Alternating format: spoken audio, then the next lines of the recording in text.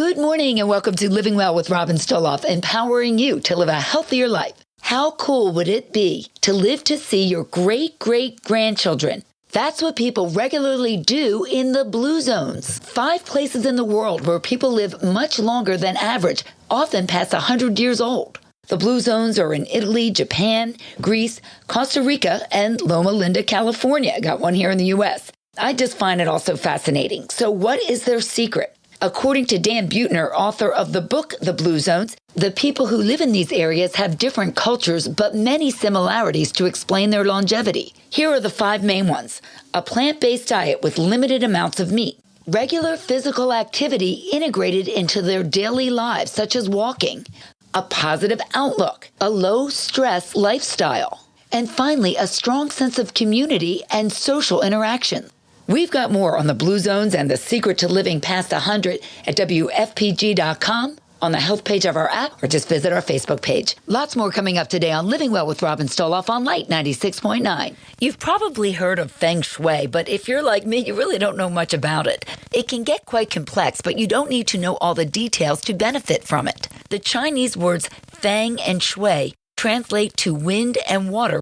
This concept is derived from an ancient poem that talks about human life being connected and flowing with the environment around it.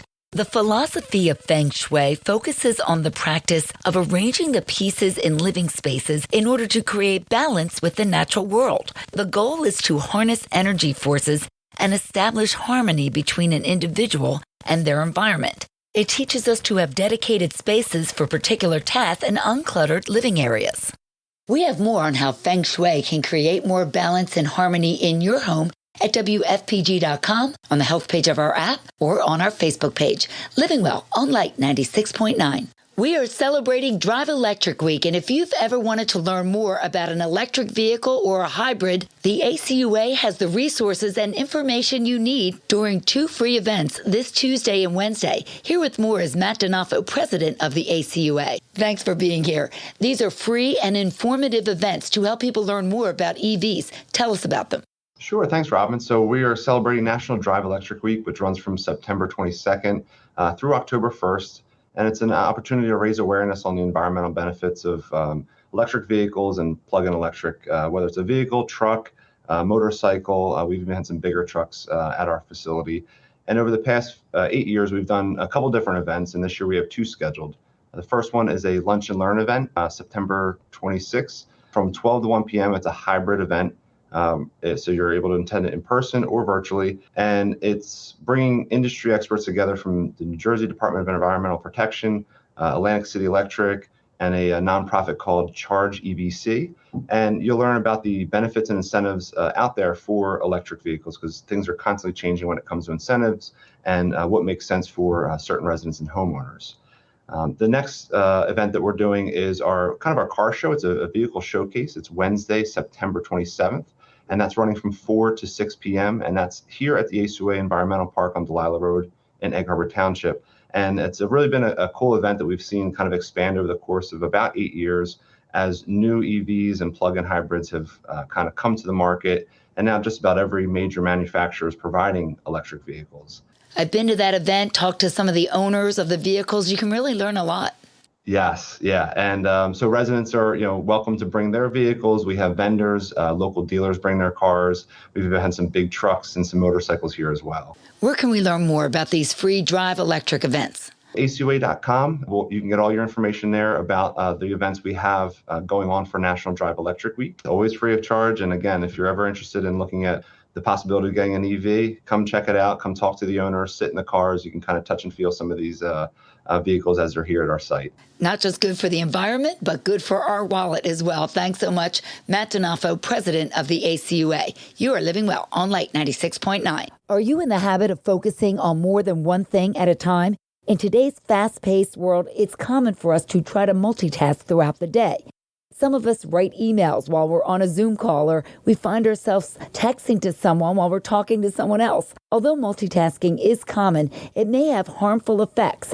Dividing our attention among too many things at once can negatively affect our memory, attention span, and even our relationships. Multitasking keeps our brain from fully processing information into our long-term memory, and that can cause issues when we try to remember information once time has passed.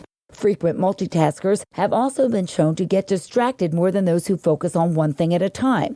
When attention is constantly divided on several things at once, relationships begin to deteriorate. How many times have you had dinner with a friend or loved one who is on their phone at the table? It's rude and it makes people feel unimportant. If we all began practicing single tasking, we could strengthen our memory, our attention span, and even our relationships.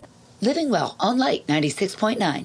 We all want beautiful, radiant skin, and as fall begins, we need to hit the reset button on our skincare. Here with more is Dr. Ezenan Wotite, owner of May's Wellness and Medical Spa in Linwood. So often our fall skincare is different from our summer skincare. What do we need to do? Thanks, Robin. For fall skincare, what we need to do are detoxing, exfoliating, cleansing, replenish, and maintenance. So for detoxing through food, eat foods high in antioxidants, a balanced diet, hydrate, drink a lot of water, use moisture retaining topical for your skincare at this time. Exfoliate, time to clean out all the dead skin and the sun-damaged skin. So use mild exfoliating cleansers. We have good ones from ZO. Using a cleansing mask that will help retain moisture and kind of help rejuvenate the skin. Avoid products high in retinol, AHAs, and BHAs until your skin has rehabbed. Use products high in vitamin C, vitamin E, serums to kind of replenish and replace your skin cells. And of course, book your hydrofacials. It will help purge your skin and give time for the treatments that will follow in the fall. Chemical peels, laser regeneration, your IPLs to take care of the pigments that you picked up during the summer season. So get your skin in shape with the steps you outlined so you can do some treatments later in the fall and treat yourself to a hydrofacial, as you mentioned. They are unbelievable, just a fantastic treatment. They really make your skin glow. They are amazing. Yeah. Yes, I think really they're skin purging treatments. Yes. And where can we learn more? mayswellnessandspa.com. You can book appointments there, see all the services and products that we carry. And then, of course, we are located 200 New Road in Linwood, and we would love to have all of you there to help you get your skin into shape. Great information. Thanks so much, Dr. Ezenan Wotite, owner of May's Wellness and Medical Spa in Linwood. You are living well on Light 96.9. If you're like me, you love a good piece of broiled salmon. I eat it almost every week. It's known for its health benefits, and it's loaded with omega-3 fatty acids, which can help the function of our cells, nervous system, and inflammatory responses. However, all salmon is not created equally. It generally comes down to how it's raised, either wild or farmed. Much of the salmon at the supermarket is usually farm-raised. So what's the difference? For one, wild and farm-raised salmon are sourced from vastly different environments. Wild salmon is caught in oceans, rivers, and lakes, whereas farm-raised salmon uses a process called aquaculture to breed fish for human consumption. Farm salmon are given a processed, high-fat, high-protein feed in order to produce larger fish. They contain more fat than wild salmon, lower omega-3s, and many believe higher concentration of toxins. So while wild salmon may cost a little bit more, it's probably your healthier choice. Get more details at WFPG.com. Click Health on the drop-down of our app or visit our Facebook page. Living Well on Light 96.9. Fever, abdominal pain, trouble eating. When oncology nurse Eve Spiegel suffered from these symptoms, she thought she had food poisoning. Turns out it was something much more severe. It was ovarian cancer, and Eve is with us now. Eve, you are an oncology nurse navigator at Atlantic Care's Cancer Institute, so you are familiar with other people going through cancer, but I'm sure you never thought this would happen to you. Tell us your story. Yes, that's correct. I've been an oncology nurse for basically 31 years, most of my nursing career. And I had found myself on the end of being a patient. I had developed abdominal pain, fever after I had been on a vacation. I got myself to the Atlantic Care emergency room in City Division, and they found that I had developed a blood clot in my spleen. So they admitted me and did diagnostics while I was in the hospital. And then I continued to have diagnostics once I was discharged, CAT scans, ultrasounds. I had genetic testing. It turned out I'd had an ovarian cyst that was having some changes, and they watched it, and over a period of time, it had changed and started to grow and take on its own blood supply. It was recommended that I have minimally invasive robotic surgery at Atlanticare. I had my ovaries removed, my uterus, cervix, to reduce my risk of cancer, and then have all the tissue that was removed examined. And I did end up having a stage 2B ovarian cancer and a precancerous uterus. So I was recommended to do chemotherapy. I did 6 cycles of chemotherapy, completed that in March of 21. And now I am greater than 2 years out in my survivorship and getting back to living a good, healthy life. So glad to hear that. What do you want every woman to learn from your story? I want women to make sure that they are going and seeing their gynecologist and their primary doctor once a year, that they are getting the screenings and the physical exams that they need to. Everything from your blood work, your cholesterol, blood pressure, pap smears, breast exams, doing self-breast exams. It's very important that we are managing to take care of ourselves in our busy lives, since we do take care of so many people around us. Absolutely. And what a timely message for this Ovarian Cancer Awareness Month. Thank you so much for joining us. Oncology nurse navigator at Atlanticare's Cancer Care Institute, Eve Spiegel.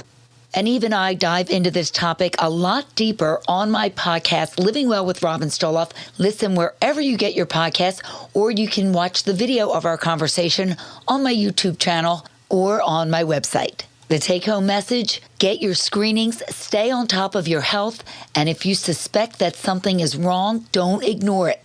Get it checked out as soon as possible. And that wraps it up for me today. Thank you so much for being with me for Living Well with Robin Stoloff, empowering you to live a healthier life.